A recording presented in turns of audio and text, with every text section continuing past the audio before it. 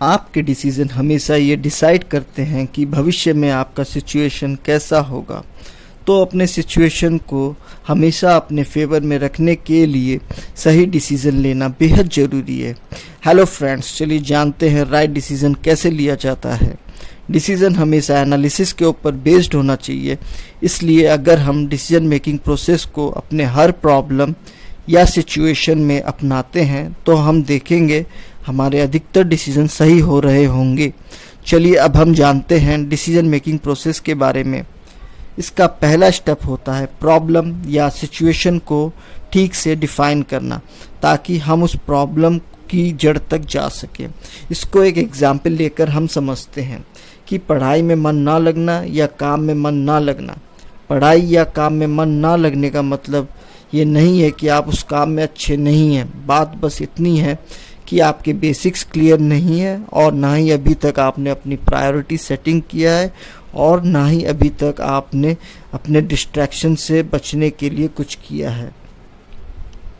तो पढ़ाई में मन ना लगने का कारण एक्चुअली में बेसिक्स का क्लियर ना होना, प्रायोरिटी सेटिंग और डिस्ट्रैक्शन को प्रॉपरली हैंडल ना करना है।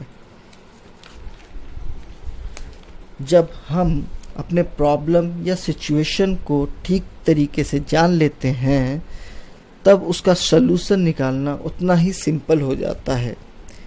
चलिए अब इसके दूसरे स्टेप पर चलते हैं, प्रॉब्लम के सलूशंस का पता लगाना।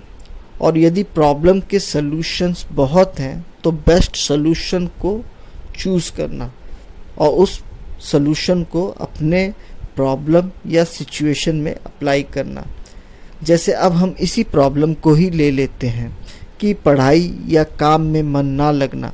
इसका कारण बेसिक्स का क्लियर ना होना, प्रायोरिटी सेटिंग का अभाव और डिस्ट्रैक्शन को प्रॉपरली हैंडल ना करना है। तो इसका सलूशन भी बहुत सीधा है। बेसिक्स यदि क्लियर नहीं है तो इसका मतलब उस सब्जेक्ट की ट्रेनिंग ठीक तरीके से नहीं हुई है। तो आपको उस सब्जेक्ट की ट्रेनिंग ठीक तरीके से लेनी पड़ेगी। दूसरा है प्रायोरिटी सेटिंग का अभाव या कमी। प्रायोरिटी सेटिंग का मतलब सिर्फ इतना है कि जिस प्रॉब्लम में अभी आप हैं उसको सॉल्व करने के लिए उससे सबसे ज़्यादा टाइम आपको देना पड़ेगा और इसको आपको स्ट्रिक्टली अपने रूटीन में फॉलो करना पड़ेगा। तो इस तरीके से आप अपने प्रॉब्लम को मैक्सिमम प्रायोरिटी दे पाएंगे। तीसरा है डिस्ट्रैक्शन को प्रॉपरली हैंडल ना करना। डिस्ट्रैक्शन आज के टाइम की सबसे बड़ी प्रॉब्लम है।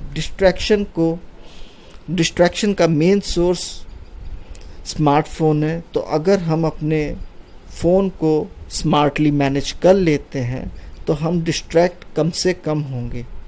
इसको एक एग्जाम्पल लेके हम समझते हैं। अगर हम अपने काम के टाइम अपने फ़ोन को एरोप्लेन मोड में रख देते हैं या किसी दूसरे रूम में रख देते हैं तो हम देखेंगे हमारा फ़ोन के प्रति एडिक्शन कम होने लगा है।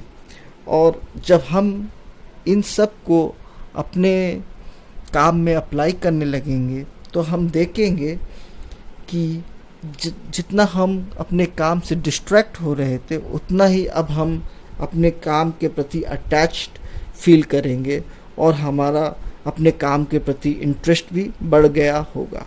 चलिए अब इसके तीसरे स्टेप पे चलते हैं। एक बार हमने जो डिसीज़न ले लिया उसे बिना किसी देरी के उस प्रॉब्लम के ऊपर हमें अप्लाई करना पड़ेगा। अगर प्रॉब्लम के सलूशन को हम जल्दी से अप्लाई नहीं करेंगे तो उस प्रॉब्लम से हमें डर लगने लगेगा और वही डर हमें उस काम के प्रति लेज़ी बना देगा।